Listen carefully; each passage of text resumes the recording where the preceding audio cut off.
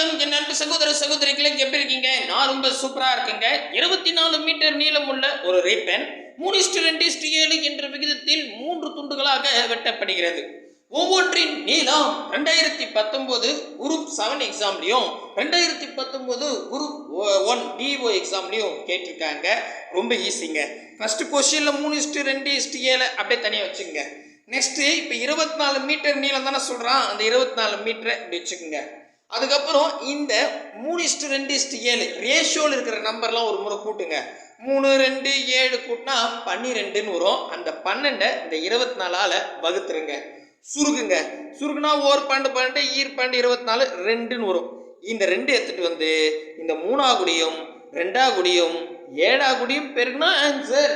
ஓர் 3 3 ஈர் 3 6 2 2 4 ஓர் 7 7 ஈர் 7 14. அப்போ 6 4 14 ஆப்ஷன் ஏ தான் சரியான விடை. கொஸ்டின் படிக்கிற நேரம் கூட இல்லை ஆன்சர் போட. இதே மாதிரி வரக்கூடிய குரூப் 2 எக்ஸாம்லையும் கொஸ்டின் பார்த்து அடுத்த செகண்டே மின்னல் வேகத்தில் போடணும் அப்படின்னு ஆசைப்பட்டீங்கன்னா இந்த வீடியோவை கொஞ்சம் கூட ஸ்கிப் பண்ணாம ஃபுல் வீடியோ பாருங்க.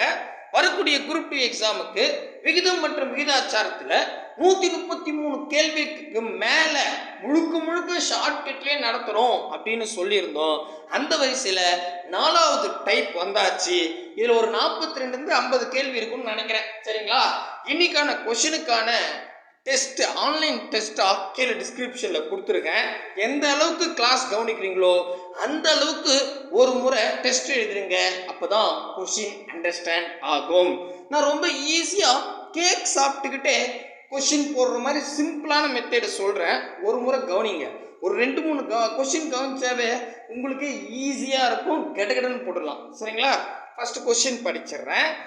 1:2 என்ற விகிதத்தில் 63 சென்டிமீட்டர் நீளமுள்ள ஒரு கோட்டு துண்டை 2ஆக பிரிக்கப்பட்டால் கோட்டு துண்டுகளின் நீளங்களை காண்க. 6th நியூ புக்கில் கொடுத்துருக்காங்க. இப்போ பாருங்க, நல்ல கவனிங்க.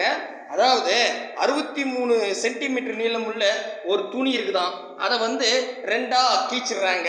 அதில் ஒருத்தருக்கு ஒரு பங்கும் இன்னொருத்தர் 2 பங்கும் கொடுக்குறாங்க. அப்படின்னா 1:2, அதாவது ஒரு பங்கு இருக்கிறது எவ்வளோ, 2 பங்கு எவ்வளோ அப்படின்னு கேட்டிருக்கான். எனக்கு இந்த கொஸ்டின் பேட்டர்னை நான் இப்படி மாற்றிக்கிறேன். எப்படி சார் அப்படின்னு கேட்டால் 63 ரூபாய்க்கு ஒரு கேக் வாங்குறேன். சரி, அந்த 63 ரூபாய்க்கு கேக்கு வாங்கி ஏபின்லாம் கொடுக்கல, சும்மா உங்களுக்கு புரியத்துக்காக நான் சும்மா எழுதுறேன். சரிக்கா?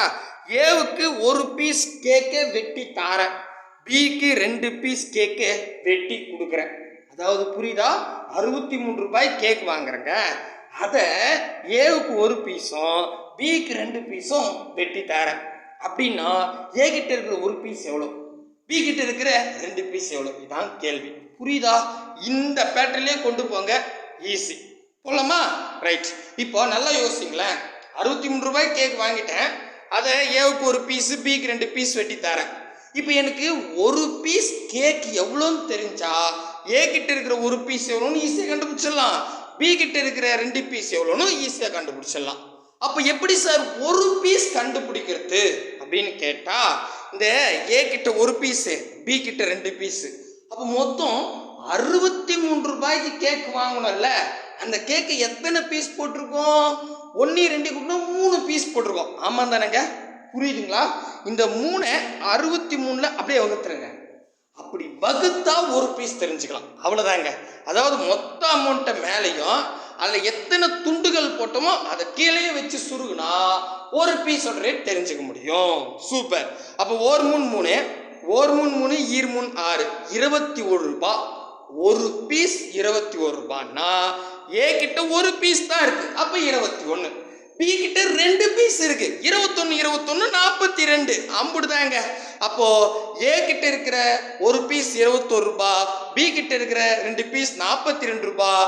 ஆப்ஷன் பி தான் சரியான விடை. அடடே, சூப்பர்பா. இப்போ தெளிவா புரியுதுங்களா? ரொம்ப ஈஸி. இதே மாதிரி கேக் வச்சுக்கிட்டே போடுங்க, டக்குன்னு வந்துடும். சரிங்களா? கொஞ்சம் புரியல அப்படின்றவங்க கூட அடுத்த கணக்கு பாருங்களேன், எளிமையா புரியும். இதுவும் 6th நியூ புக்கில் தான் கொடுத்துருக்கான். கூடவே 2021 டிஎன்பிசிலையும் கேட்டுட்டான். ரூபாய் 1600 ஏ மற்றும் பி என்ற இரு நபர்களுக்கு 3:5 என்ற விகிதத்தில் பிரித்து கொடுத்தால் பிக்கு கிடைக்கும் தொகை என்ன அப்படின்னு கேட்டிருக்காங்க. இதுல ஒருத்தர் தான் கேட்டிருக்காங்க பி மட்டும். சரிங்களா, தெளிவா போடணும். ஆனா நம்ம மெத்தேட்ல ஒரே நேரத்துல ஏவும் பியும் ஒன்னாவே கண்டுபிடிச்சிடலாம். சரிங்களா, அதாவது இப்ப பாருங்க, இந்த கொஸ்டின் பேட்டர்ன் இப்படி மாத்திங்க. நீங்க படிக்கும் போதே இப்படி மைண்ட்ல வச்சுக்கோங்க. 1600 ரூபாய்க்கு ஒரு கேக் வாங்குறேன். சரி, அத ஏவுக்கு 3 பீஸ் வெட்டி தரேன், பிக்கு 5 பீஸ் கேக்கு வெட்டி தரேன். அப்ப ஏ கிட்ட இருக்கிற 3 பீஸ் எவ்வளோ, பி கிட்ட இருக்கிற 5 பீஸ் எவ்வளோ அப்படின்னு கேட்டிருக்காங்க. புரியுதா? தெளிவா புரியுதுங்களா? ஆனா இவன் கொஸ்டின்ல கேட்டது பி கிட்ட இருக்கத்தான். நம்ம ஒரே நேரத்தில் 2 கண்டுபிடிச்சிருவோம். அவன் எதை கேட்கிறானோ அதை டிக் பண்ணிடுவோம். சரிப்பா, அப்ப இது ஏ, இது பின்னு நான் வச்சுக்கிறேன். ஓகேங்களா, கரெக்ட் தானே? ஓகே. இப்போ 1600 ரூபாய் கேக் வாங்கியாச்சுங்க. ஏவுக்கு 3 பீஸ், பிக்கு 5 பீஸ் வெட்டி கொடுத்துட்டோம். இப்போ ஒரு பீஸ் கேக் எனக்கு தெரிஞ்சுக்கிட்டா ஏ கிட்ட இருக்கிற 3 பீஸ் எவ்வளோன்னு கண்டுபிடிச்சிடலாம், பி கிட்ட இருக்கிற 5 பீஸ் எவ்வளோன்னு கண்டுபிடிச்சிடலாம். கரெக்ட் தானே? கரெக்ட். அப்போ எப்படி சார் ஒரு பீஸ் கண்டுபிடிக்கிறது அப்படின்னு கேட்டா, இப்போ 1600 ரூபாய்க்கு கேக்கு வாங்கினதை மொத்தம் எத்தனை பீஸ் போட்டிருக்கோம்? ஏ கிட்ட 3, பி கிட்ட 5, மொத்தம் 8 பீஸு. அந்த 8 அப்படியே வகுத்துருங்க. அப்படி வகுத்து வரக்கூடிய விடை ஒரு பீஸோட ரேட். சூப்பர். அப்போ 1 8 8 2 16 200 ரூபாய். ஒரு பீஸ் 200 ரூபான்னா ஏ கிட்ட 3 பீஸ் இருக்கு, 3 2 6 600 ரூபாய். கரெக்டுங்களா? அப்படியே பெருங்க, வேற ஒன்றும் இல்லை. இப்போ ஒரு பீஸ் 200 ரூபான்னா பி கிட்ட 5 பீஸ் இருக்குது. அப்போ 2 10 1000 ரூபாய். 200 அப்படியே பெருகிட்டேன். ஓகே, தெளிவா புரியுதுங்களா? அப்போ ஏ கிட்ட இருக்கிற 3 பீஸ் 600 ரூபாய், பி கிட்ட இருக்கிற 5 பீஸ் 1000 ரூபாய். இப்போ என்னையா கேட்டுக்கிறீங்க?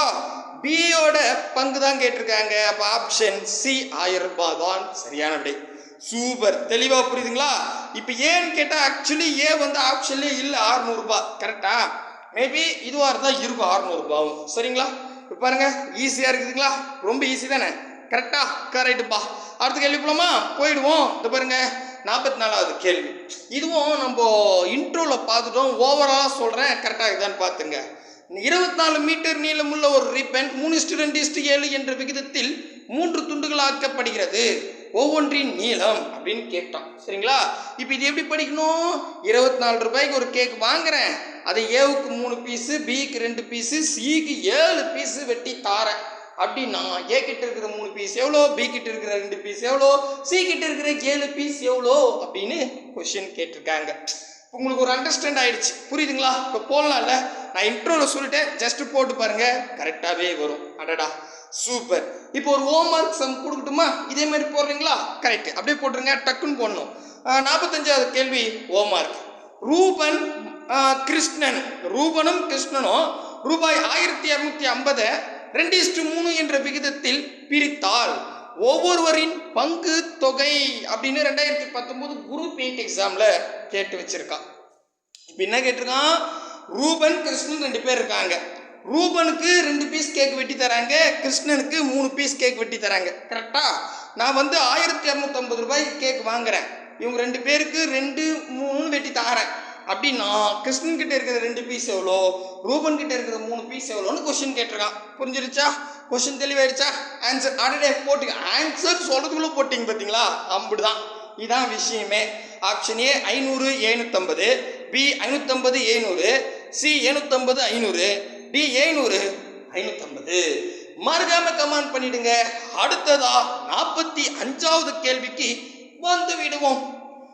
இரு எண்களின் விகிதம் 5:7, அவற்றின் கூடுதல் 108 எனில் அவ்விரு எண்களில் பெரிய எண் என்ன அப்படின்னு 2021 டிஎன்பிஎஸ்ல கேட்டான். இந்த மாதிரி பெரிய எண் என்ன, சின்ன எண் என்ன, அப்புறம் ஏவோட பங்கு என்ன, பியோட பங்கு என்ன, அப்புறம் ஏவும் பிஎஸ் கூட்டு என்ன அப்படிலாம் கேட்பான். எப்படின்னா கேட்கட்டும், முதல்ல ஏ கிட்ட எத்தனை பீஸ் இருக்கு எவ்வளோ ரூபா, பி கிட்ட எத்தனை பீஸ் இருக்கு அது எவ்வளோ ரூபா, இதெல்லாம் அழகா போட்டு வச்சிட்டோன்னா அவன் எதை கேட்டாலும் கண்டுபிடிச்சிடலாங்க. சரிங்களா? இப்போ நல்லா கவனிங்க. அதாவது இப்போ நம்ம இரு எண்களின் விகிதம் 5:7ன்னு சொல்றான். நான் இதை கேக்கா மாத்திக்கிறேன். ஏ கிட்ட 5 பீஸ் கேக் இருக்கு, பி கிட்ட 7 பீஸ் கேக் இருக்கு. ஏ கிட்ட இருக்கிற 5 பீஸும் பி கிட்ட இருக்கிற 7 பீஸையும் கூட்டினா அதோட ரேட் 108 ரூபாய். அடடே, அப்போ இது என்ன சொல்ல வரான்? 108 ரூபாய்க்கு தான் கேக் வாங்கிக்கிறாங்க. அதை நம்ம சொல்றான்.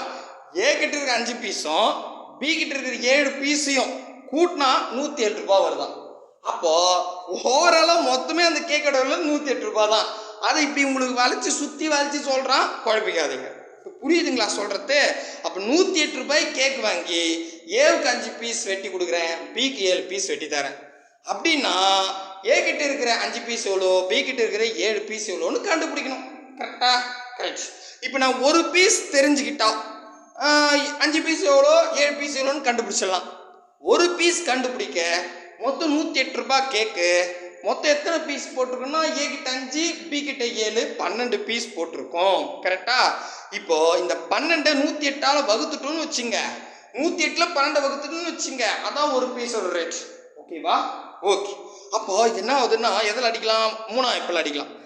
நான் முன் 12 3 9 10ல் 9 போனால் மீதி 1 இங்கே பக்கத்தில் போடுங்க. நான் முன் 12 5 முன் 15 6 முன் 18 அப்படின்னு வரும். கரெக்டா? அடுத்தது இது 4ஆம் எப்பில் பாதி 2 36ல் பாதி 18 அப்படின்னு வரும். கரெக்டா? அடுத்தது 2ல் பாதி 1 18ல் பாதி 9 ரூபாய். ஆடடா 9 ரூபாய்ங்க ஒரு பீஸு. ஒரு பீஸ் 9 ரூபான்னா ஏ கிட்ட 5 பீஸ் இருக்கு. 5 9 எவ்வளோ? 45 ரூபாய். பி கிட்ட 7 பீஸ் இருக்கு.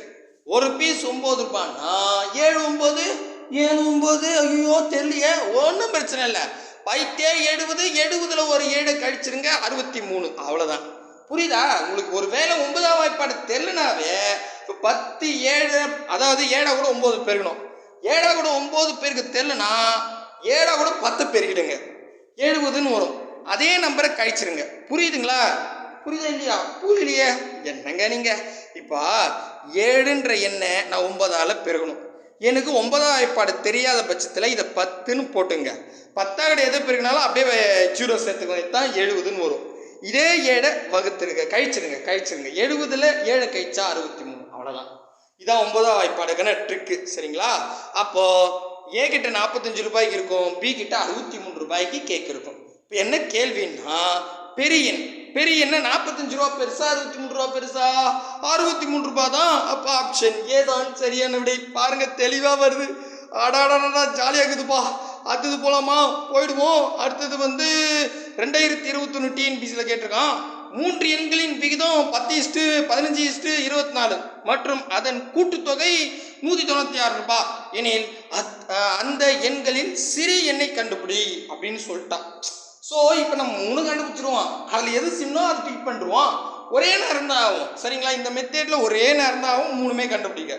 இப்போ நீங்களே பாருங்களேன். ஏ கிட்ட 10 பீஸ் இருக்குதுங்க, பி கிட்ட 15 பீஸ் இருக்குதுங்க, சி கிட்ட 24 பீஸ் இருக்குது. சரிங்களா?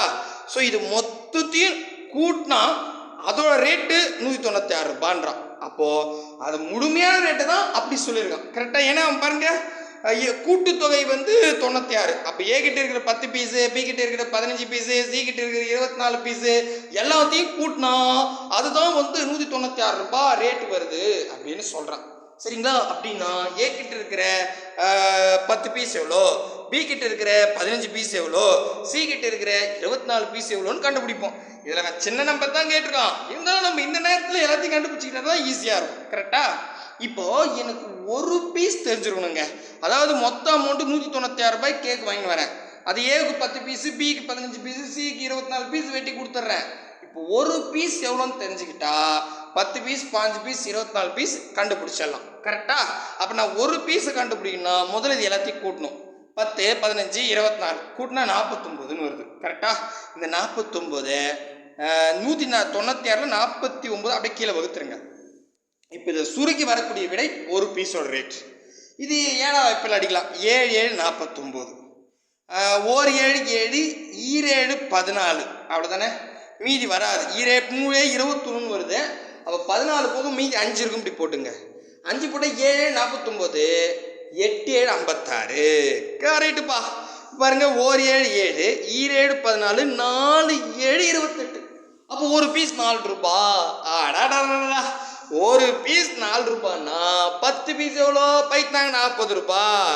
அடுத்தது ஒரு பீஸ் 4 ரூபான்னா 5 பீஸ் எவ்வளோ? 19 30 30 30 60. அடாடாடா.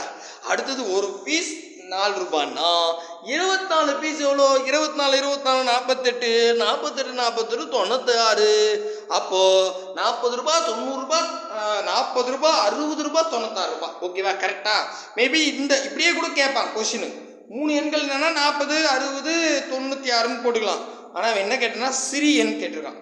சிறிய எண்ணா எது சின்னது? 96 60 40 40 தான். அப்போ ஆப்ஷன் ஏ தான்.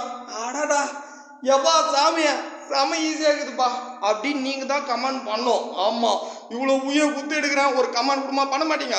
பண்ணிடுங்க. அடுத்தது 47வது கேள்விங்க. இரு முழு எண்களின் வித்தியாசம் 72. அந்த இரு எண்களின் விகிதம் 3:5 எனில் அந்த இரு எண்களை காண்க. 2019 டிஎன்பிசியில கேட்டுட்டாங்க.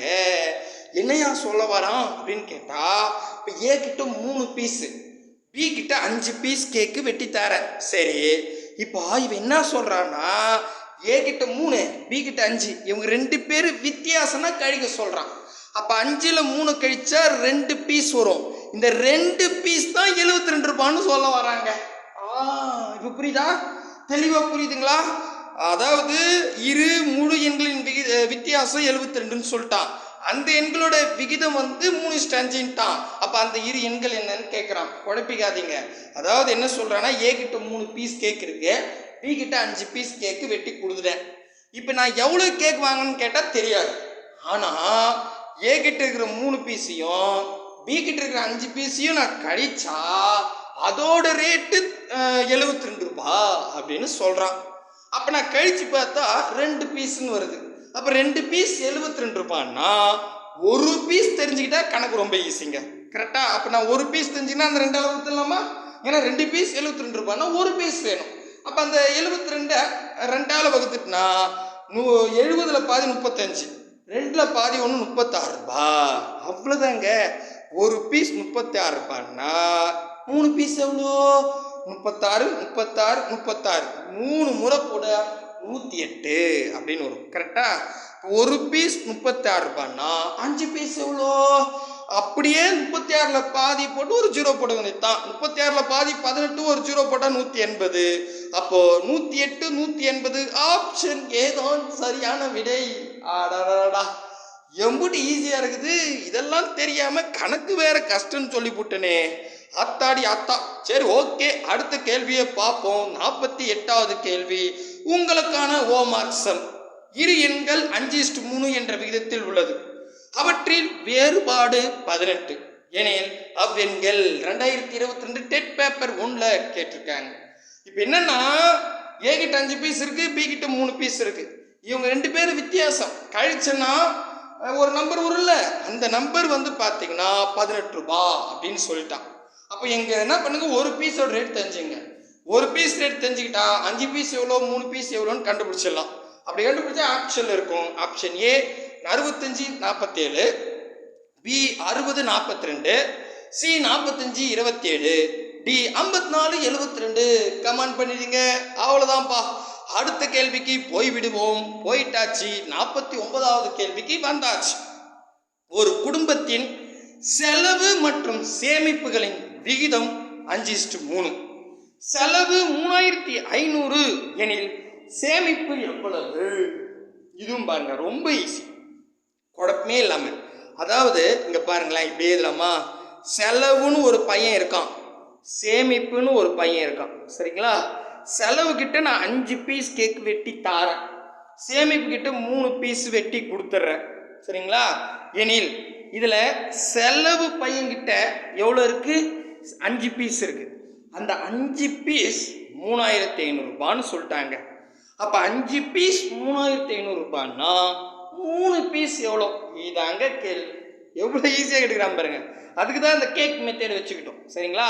இங்கே பாருங்கள், ஒரு குடும்பத்தின் செலவு மற்றும் சேமிப்புகளின் விகிதம் 5:3. இதில் செலவு 3500 ரூபாய், சேமிப்பு எவ்வளோன்னு கேட்குறான். அப்போ இப்படி வச்சுக்கணும். செலவு 5 பீஸ் கேக் வச்சுக்கிறான், சேமிப்பு 3 பீஸ் கேக் வச்சுட்டு இருக்கான். இதில் செலவு பையன் இருக்கான்ல, அவங்ககிட்ட 5 பீஸ் இருக்குல்ல, அது 3500 ரூபாய் அப்படின்னா சேமிப்பு கிட்ட இருக்கிற 3 பீஸ் எவ்வளோன்னு கேட்குறான். எனக்கு ஒரு பீஸ் கேக் தெரிஞ்சுக்கிட்டா எதோனாலும் கண்டுபிடிச்சிடலாம். அப்போ நான் ஒரு பீஸ் கண்டுபிடிக்கணும்னா நீங்களே யோசிங்களேன். 5 பீஸ் 3500 ரூபாய்னா ஒரு பீஸ் எவ்வளோ? அந்த 5 3500 கீழே 5 போட்டாவே அது ஒரு பீஸ் தான்.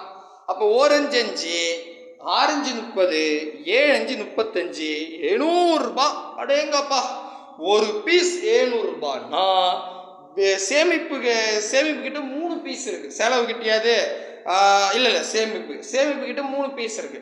அப்போ ஒரு பீஸ் 700 ரூபாய்னா 3 2100 இங்க பாருங்க. ஆப்ஷன் பி பர்ஃபெக்டா வந்துருச்சு. எவ்வளோ ஈஸியா இருக்குது பாருங்க. அடடா, உண்மையாவே ஈஸியா இருக்குதுப்பா அப்படின்னு சொல்லுவீங்க. கமெண்ட் பண்ணிடுங்க, ஈஸியா தான் இருக்கும். சரிங்களா? அடுத்த கேள்வி போலாமா? 50வது கேள்விக்கு வந்தாச்சு. கிட்டத்தட்ட இதான் ஃபைனல் கணக்குன்னு நினைக்கிறேன். ஒரு வகுப்பில் உள்ள மாணவ மாணவிகளின் விகிதம் 5:6. மாணவர்களின் எண்ணிக்கை 30 எனில் மாணவிகளின் எண்ணிக்கை என்ன அப்படின்னு 2019 டிஎன்பிசியில் கேட்டிருக்காங்க. அதாவது ஒரு கிளாஸ் ரூம் இருக்கு. ஒரு கிளாஸ் ரூம்னாவே ஆண்கள் பாய்ஸ் இருப்பாங்கோ, பெண்கள் கேர்ள்ஸ் இருப்பாங்க. இவன் தான் சொல்றான் மாணவ மாணவிகள். அப்போ பாய்ஸுக்கு 5 பீஸ் கேட்கும், கேர்ள்ஸுக்கு 6 பீஸ் கேட்கும். வெட்டி தர சரி அப்படின்னா அடுத்த லைன்ல என்ன சொல்றான்னு பாருங்க. இங்க மாணவர்கள் ஆண்கள் கிட்ட 30 ரூபாய்க்கு கேக் இருக்கு அப்படின்னா பெண்கள் கிட்ட எவ்வளவு ரூபாய்க்கு கேக் இருக்கு இதாய கேட்டிருக்கான். புரியுதா? அப்ப 5 பீஸ் 30 ரூபான்னு சொல்லிட்டான். நல்லா புரிஞ்சுங்க. ஒரு கிளாஸ் ரூம் ஆண்கள் பெண்கள் இருக்காங்க. சரிங்களா? ஆண்கள் கிட்ட 5 பீஸ் கேக் இருக்கு, பெண்கள் கிட்ட 6 பீஸ் கேக் வெட்டி கொடுத்துட்டேன். இதுல ஆண்கள் கிட்ட இருக்கிற 5 பீஸ் 30 ரூபான்னு சொல்லிட்டான். அவ பெண்கள் கிட்ட இருக்கிற 6 பீஸ் எவ்வளோன்னு கேட்கறான். ஒரு பீஸ் தெரிஞ்சுக்கிட்டா கணக்கு ரொம்ப ஈஸி. அப்ப நான் என்ன பண்றேன், அந்த 30ல் 5 வகுத்துக்கிறேன். ஏன் 5 பீஸ் 30 ரூபாய். அப்போ ஒரு பீஸ் தெரிஞ்சுக்கணும்னா 5ஆல வகுத்துடணும். ஓரஞ்சு 5, ஆரஞ்சு 30. அப்போ ஒரு பீஸ் 6 ரூபாய்ங்க. ஒரு பீஸ் 6 ரூபாய்னா பெண்கள் கிட்ட 6 பீஸ் இருக்கு.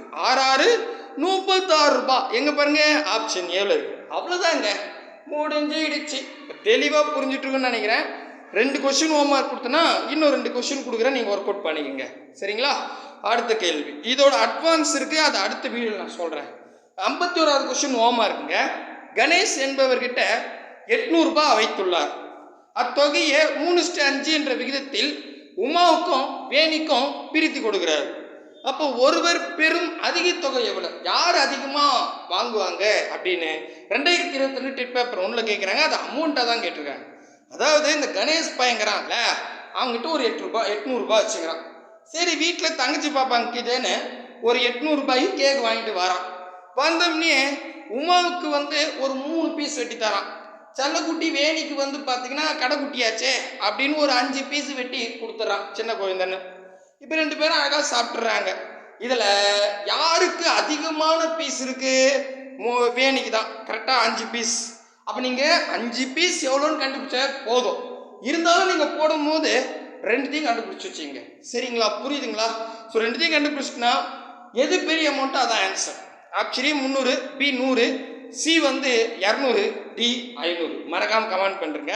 ஃபைனல் கேள்வி 52வது கேள்வி.